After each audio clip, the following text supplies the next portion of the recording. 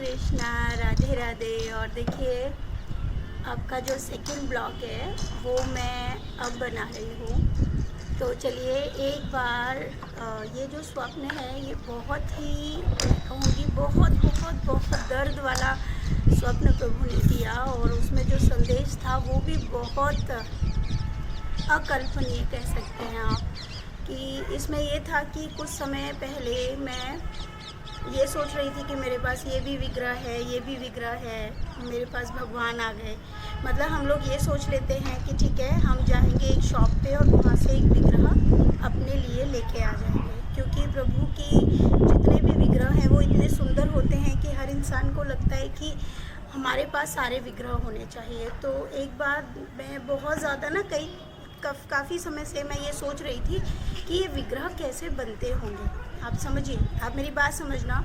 ये विचार मेरे दिलो दिमाग में चलता था कि विग्रह कहाँ बनते हैं, कौन बनाता होगा, कौन इनको इतना सुंदर सुंदर बनाता है, कैसे बनते होंगे। और मैं कभी कहीं पे मैंने देखा भी नहीं कि कैसे विग्रह बनते हैं, या कभी उसको सर्च करने की भी कोशिश नहीं की। और ये बात मैंने सोची थी, और इसका संदेश भी प्रभु ने मुझ तक जो पहुँचाया वो आप समझने की अब कोशिश करिए। इसमें एक और चीज़ थी कि मैं कहती थी कि इतने सुंदर सुंदर विग्रह मेरे पास आए हैं, क्योंकि देखिए जब हमारे कष्ट होते हैं तो हम प्रभु को अपने कष्ट भी बताते हैं। ऐसा नहीं है कि मेरे पास कष्ट नहीं रहे होंगे जीवन में, हर किसी के पास कष्ट होते हैं, लेकिन उन कष्टों को हमें स्वयं को झेलना है। वो कष्ट हमारे हैं, जिस प्रकार सुख हमारा होता है वैसे ही कष्ट हमारे स्वयं के होते हैं। और कष्ट और ये जो सुख और दुख है ये प्रभु के बनाए हुए दो वरदान हैं, और ये दोनों ही वरदान बहुत खास है। अगर इनमें से एक की भी कमी रहेगी या मतलब नहीं होगा तो हमें पता नहीं चलेगा। दुख नहीं होगा तो सुख का पता नहीं चलेगा, अनुभव नहीं होगा।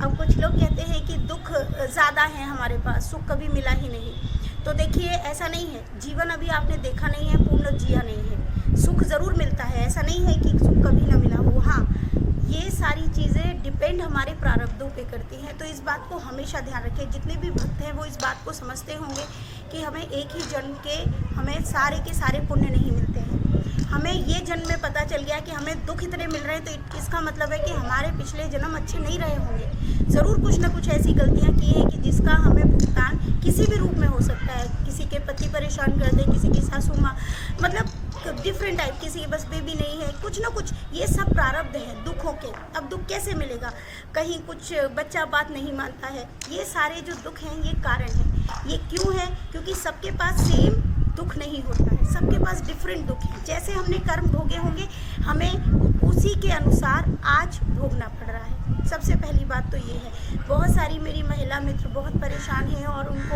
उनके जो मैसेजेस हैं जब मैं उनके पढ़ रही हूँ तो दुख हो रहा है मुझे, मैं सच बताऊँ, क्योंकि उनमें से बहुत से दुख मैंने भी झेले हैं। सच है, हर औरत झेलती है, जिसकी शादी हो गई है उसने झेले हैं। ये कष्ट सबके पास है, लेकिन उसको हैंडल हमें स्वयं को करना है और बहुत शांति के साथ करना है, क्योंकि इस जीवन को तो जीना ही है। लेकिन चाहे कितना ही कष्ट क्यों ना आ जाए, प्रभु का दामन, उनका हाथ कभी नहीं छोड़ना है। इस बात को समझ लेना, और प्रभु को इसका दोष भी नहीं देना है, क्योंकि ये जो मिल रहा है वो हमारा स्वयं का है। इवन ये समझ लो कि प्रभु हमारी वजह से कितना दुख सहन कर रहे हैं, आपको अंदाज़ा तक नहीं है। यहाँ तक कि वो जब हमारे पास तक आ रहे हैं ना इस विग्रह के रूप में, कितना कष्ट झेल कर आ रहे हैं, और उसके लिए वो चीज़ मैं आपको आज बताऊंगी, और अभी इस वीडियो में बताऊंगी। तो आपको ये वीडियो देखना ही पड़ेगा पूरा। ये जो कष्ट है आप इसको समझिए, और दुखों से भागिए मत, डरिए मत। इसको आपको हैंडल करना है। जो परेशान करते हैं सुनो और निकालो, जीवन जीना पड़ेगा, कुछ नहीं कर सकते आप। प्रभु को हाथ पकड़ के रखिए। जितना कष्ट आप सह रहे हो ना, आप कहते हो मेरे हस्बैंड ने ये किया, मैं इतना परेशान हूँ, वो ऐसे बोलते ऐसे बोलते, आपको क्या लगता है प्रभु आपके जो बच्चे हैं वो सुन नहीं रहे? उनको कितना कष्ट होता होगा, अंदाज़ा है आपको? नहीं है। बस ये है कि आप उनको सुन नहीं पा रहे। अगर दिल से आप समझ रहे होंगे ना, तो जितना आप रोती हैं ना उससे ज़्यादा आप प्रभु रोते हैं। ये सच है। मतलब मैं बोलने पर भी मुझे रोना आ जाता है। सॉरी, मैं थोड़ा इमोशनल हूँ। और ये शुरुआत और ये जो चीज़ प्रभु ने दिखाई, सुनवाई, मैसेज दिया, इसका बहुत बड़ा मतलब मेरे अंदर ताकत ही नहीं थी कि मैं कभी किसी के साथ ये शेयर कर पाऊँ। जो मेरे इंस्टाग्राम पे फॉलोअर्स हैं, तो एक बार मैंने अपनी इंस्टा पे इसके बारे में लिखा भी था कि मैं रोई थी उस वीडियो में, और मैंने कहा था कि मैं बहुत दुखी हूँ। जो प्रभु ने जो मैसेज दिया बहुत बहुत दर्दनीय है, और वो कष्ट देखकर मैं बहुत ज़्यादा वो थी। बहुत से लोगों को मैंने बोला भी था कि मैं यूट्यूब पे वो वीडियो पोस्ट करूँगी, लेकिन मैं बोल नहीं पाई। मैंने बताया ना कि मेरे को बहुत जल्दी रोना आता है, लिमिट क्रॉस रोना आता है। मैं छोटी छोटी बातों पे रो जाती हूँ, मुझे नहीं पता क्यों रोना आता है, और प्रभु के लिए कष्ट मैं बिल्कुल नहीं सह सकती। तो बहुत हिम्मत करके मैं आज आपको वो स्टोरी सुना रही हूँ, और मैं रोऊंगी बिल्कुल भी नहीं, क्योंकि मैंने प्रभु से बोला है, और इसकी ताकत भी प्रभु ही मुझे दे रहे हैं। और शायद वो चाहते कि ये मैसेज सब तक जाए। ये कोई स्टोरी नहीं है, ये आँखों से देखी हुई, कानों से सुनी हुई, आप ये समझ लो कि आप तक अगर ये मैसेज जा रहा है ना, तो आप भी बहुत भाग्यशाली हैं। और प्रभु क्या संदेश देना चाहते हैं अपने विचारों से, आप उस चीज़ को समझिएगा। क्योंकि प्रभु को लेकर जो झूठ बोलते हैं, प्रभु उनके साथ कभी नहीं रहते हैं, याद रखिएगा। प्रभु बहुत बहुत बहुत दीन दयाल है, और उनका ये इस घर में अपने मैसेजेस को छोड़ना, मैं कहती हूँ कि मुझे जीवन में कुछ ना मिले, एक साड़ी भी मिलेगी ना, और प्रभु मेरे साथ रहेंगे, मेरे लिए बहुत है। इससे ज़्यादा मुझे कुछ नहीं चाहिए। तो वो स्टोरी मैं अब स्टार्ट कर रही हूँ, तो आपके सामने है। तो ये आँखों से देखी हुई चीज़ है, ये कोई स्टोरी नहीं है, मतलब बहुत दर्दनीय भी है। अब आप देखिए, आप अपनी समझ से मैं जो आपको बता रही हूँ आप सुनिए। इसमें पूरी चीज़ आत्मा का है, और आत्मा का खेल है। ये होता ये है कि मेरी जो आत्मा है वो वृंदावन में है। वृंदावन में आत्मा होने के कारण वहाँ पर एक बहुत बड़ी जगह है, कोई रेत है, बहुत बड़ी कोई जगह है। वहाँ पर इतने बड़े बड़े विग्रह जो कि मशीनों से तपकर, मतलब लाल लाल बड़े बड़े गिर रहे हैं।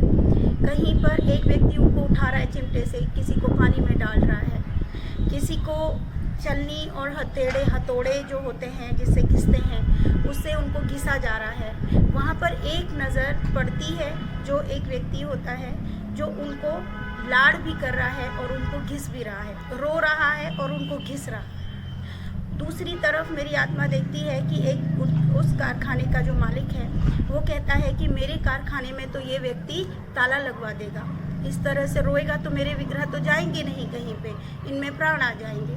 तो वो एक मंदिर में जाता है, वृंदावन में ही कोई बड़ा मंदिर है, और वहाँ के कोई संत हैं, और वो उनके पास जाता है, और जाने के बाद उनको बोलता है कि ऐसे ऐसे मेरे कारखाने में एक व्यक्ति है, वो काम भी अच्छा करता है, लेकिन वो इस तरीके से करता है, वो जब विग्रह को घिसता है हथौड़ी और उनसे, तो रोता बहुत है और ये कार्य करता है। तो वो कहता है कि ठीक है, तुम उस व्यक्ति को लेकर जाओ। और मेरी आत्मा ये सब देख रही है, और वो व्यक्ति वहाँ पर उस संत के साथ जाता है, आँखों में आंसू लेकर। मेरी आत्मा भी साथ में जाती है, और वो वहाँ पर देखती है कि संत कहता है कि तू ऐसा क्यों करता है, क्यों रोता है, जब विग्रह को तू शेप देता है, उनको रूप देता है, रंग देता है, तो तू ऐसे क्यों करता है। तो वो कहता है मैं क्या करूँ, मुझे नहीं पता, मुझे बहुत प्यार आता है उन पर, बहुत ज़्यादा प्रेम आता है और मेरे अश्रु निकल आते हैं। तो संत कहते हैं कि तू ये बहुत गलत करता है, जब तू ये विग्रह को प्यार करता है, प्रेम करता है, तो उनके अंदर प्राण आ जाते हैं,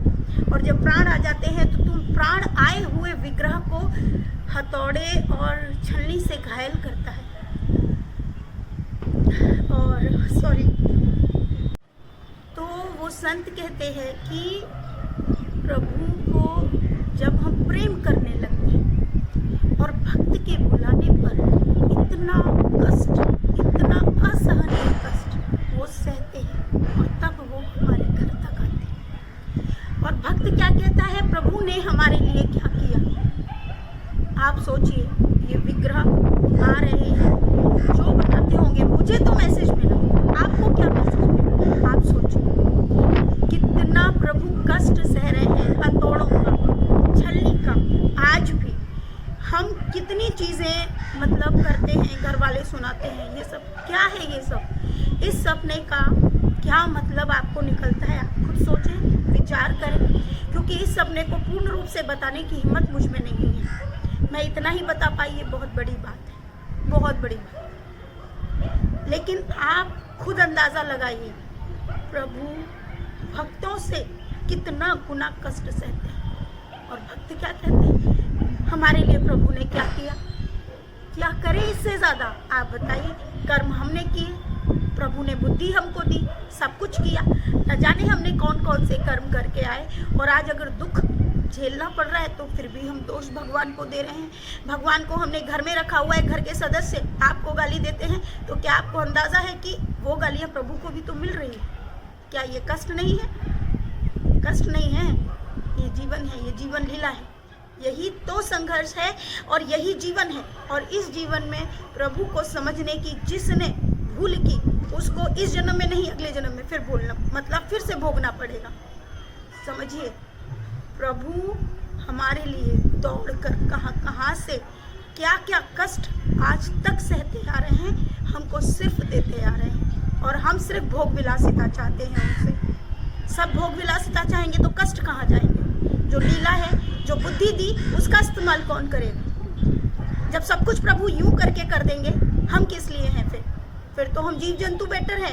कम से कम वहाँ रेंगते रहते, लड़ते रहते और जीवन चला जाता। तो अपने कष्टों से भागिए मत। जब प्रभु होकर जिन्होंने हमारी या हमको यहाँ इस जीवन में भेजा, जब वो आज भी इन विग्रहों के रूप में इतना कष्ट सह रहे हैं, इतनी हथौड़े, इतनी छलनियाँ, इतना जलकर, मैं कैसे बताऊँ आपको वो कैसे करके हमारे घर तक आ रहे हैं। अंदाज़ा लगाइए, उनका ये स्वप्न दिखाने का क्या मतलब है, अंदाज़ा लगाइए। आज तक शायद वो ये जानते होंगे कि आप सब तक ये मैसेज पहुँचे। आज मैंने बता दिया। और अगर मैं पूर्ण रूप से, अगर वो दृष्टा आप होते, अगर आप में हिम्मत है, तो मैं प्रभु से आग्रह करूंगी कि आपको ये सपना दिखा दें। वो इस तरह का सपना आपको दिखाएं। आपकी आत्मा कहती हूँ, मैं कहती हूँ कि आप राधे राधे समझिए बस।